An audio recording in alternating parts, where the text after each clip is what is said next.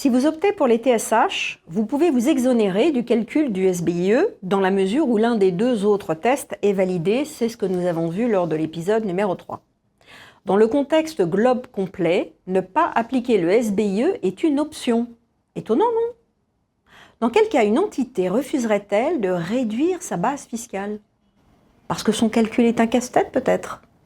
Restez avec nous, je vais tout vous expliquer.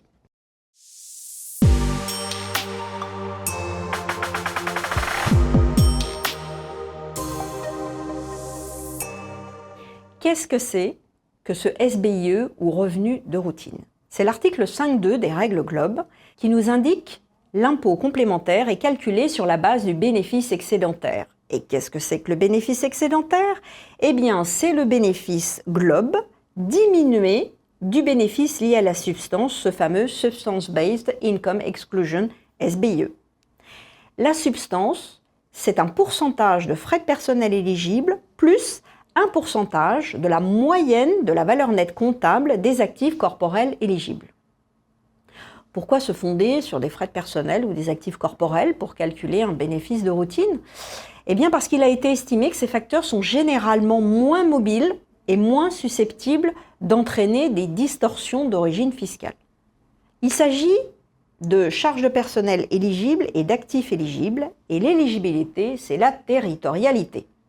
En d'autres termes, les salariés éligibles sont ceux qui travaillent dans la juridiction et les actifs éligibles sont ceux qui sont utilisés dans la juridiction. Certaines activités ne peuvent pas répondre à ce critère. Par exemple, les transports routiers, les compagnies aériennes, les compagnies maritimes, etc. Et même dans des entreprises qui n'ont pas ce type d'activité, certains salariés ont une activité qui peut les conduire à se déplacer souvent hors de la juridiction de l'entité qui les emploie. Des commerciaux, des représentants, des techniciens, et sans compter le télétravail en dehors de la juridiction. Et oui, lui aussi est concerné. Quel mode opératoire pour l'éligibilité? C'est la guidance administrative de juillet 2023 qui nous explique comment faire. Elle nous explique surtout qu'un groupe n'est pas tenu de calculer le montant maximal admissible de coûts salariaux et d'actifs corporels éligibles. Voici le mode opératoire que je vous propose. Premièrement, triez vos salariés et vos actifs en deux catégories, les sédentaires et les mobiles. Deuxième étape, par simplification, vous pouvez exclure les travailleurs indépendants si les données ne sont pas accessibles facilement les concernant. Troisième étape, pour les salariés ou les actifs mobiles, il faut répertorier les moyens existants qui permettent de les situer dans le pays ou en dehors et de calculer un taux de présence individuel. Quatrièmement, calculez vos ratios. Pour les sédentaires, c'est 100% des data. Pour les mobiles, c'est le taux de présence individuelle. Si ce taux de présence est supérieur à 50%, à ce moment-là, vous pourrez prendre 100% de la donnée. En ce qui concerne le calcul des coûts salariaux, le tableau qui vous est présenté liste de façon assez complète l'ensemble des éléments à prendre en compte. Vous remarquerez que vous prendrez en compte non seulement les travailleurs indépendants, si toutefois vous avez la donnée, mais également les travailleurs détachés. Vous pouvez très bien être facturé par une autre société pour des travailleurs qui sont détachés dans votre juridiction.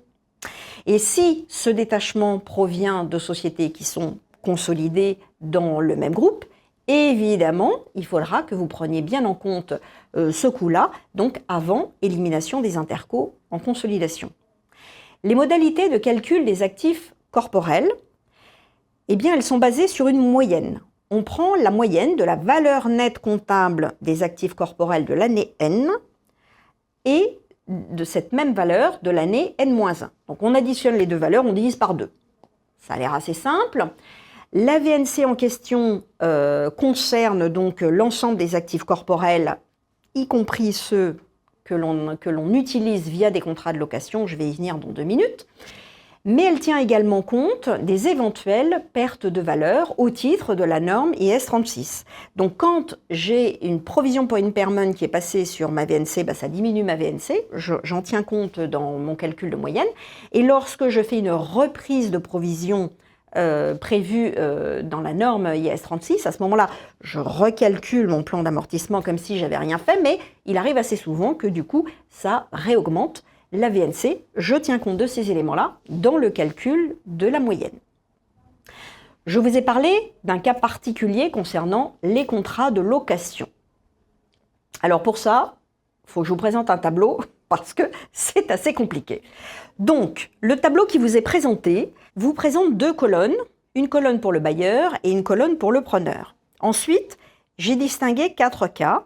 Les deux premiers cas, les deux entités sont dans une même juridiction, et dans les deux autres cas, les deux entités sont dans des juridictions différentes.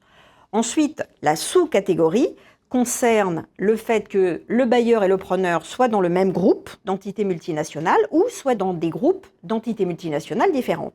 Donc commençons par le cas le plus simple, celui qui est en bas du tableau. Concernant les juridictions différentes, quelle que soit la modalité, c'est-à-dire bailleur et preneur dans le même groupe ou dans des groupes séparés, le traitement est le même. Le bailleur ne pourra considérer aucune valeur d'actif corporel, puisque ce seront des actifs corporels qui seront considérés comme des actifs d'investissement, et ceux-là, ils sont exclus. D'ailleurs, les actifs destinés à être vendus aussi sont exclus. Et le preneur, lui, prendra tout simplement la moyenne de ses droits d'utilisation entre l'exercice N et l'exercice N-1. Alors voyons maintenant les cas les plus compliqués, à savoir que le bailleur et le preneur sont dans des juridictions identiques. À ce moment-là, il faut absolument considérer s'ils sont dans le même groupe ou s'ils sont dans un groupe différent. Dans le cas où les deux sont dans des groupes différents, le preneur fera la moyenne de ses droits d'utilisation, N et N-1, alors que le bailleur pourra faire donc un calcul basé sur la moyenne de la VNC de ses immeubles, exercice N, exercice précédent, moins la moyenne des loyers restants dus à la clôture de chacun de ces exercices. Je parle bien des loyers, donc ils ne sont évidemment pas actualisés, ce sont les loyers de plein droit que le bailleur s'attend à toucher. En revanche, lorsque bailleur et preneur seront dans le même groupe, à ce moment-là, le preneur n'a plus de loyer à retraiter, puisqu'il s'agit d'un contrat intragroupe, donc dans la même juridiction, un contrat de location entre un bailleur et un preneur. Dans ce cas-là, le preneur ne déclare rien parce que le contrat de location n'est pas censé exister, et le bailleur déclare la VNC moyenne entre son exercice N et son exercice N-1. En conclusion, on comprend mieux qu'il existe une option annuelle permettant de ne pas calculer le SBIE pour réduire sa base imposable.